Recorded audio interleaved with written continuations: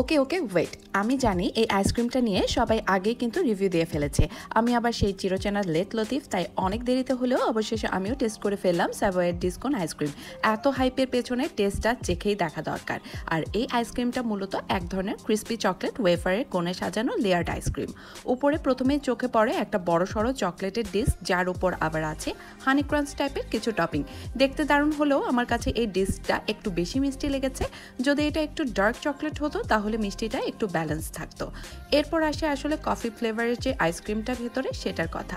সত্যি বলতে এই অংশটাই আমার সবচেয়ে বেশি ভালো লেগেছে। কফির হালকা কিক আর ক্রিমিনেস মিলে একদম একটা প্রিমিয়াম ফিল দেয় এটা। তবে ওয়েফারের মাঝ বরাবর ওর নিচের দিকে যে লিকুইড হট চকলেট ফিলিং ছিল, সেটাও আমার কাছে একটু বেশি মিষ্টি আর মেসি লেগেছে। রানিং হট চকলেট ফাস্ট খাওয়ার সময় একটু সাবধানে খেতে হবে আপনাকে, কারণ ওটা একদম পড়ে যেতে থাকে। আমি এমনকি ফ্রিজে রেখেও দেখেছি, এটা একদমই জমে যায় না, লিকুইডই থাকে।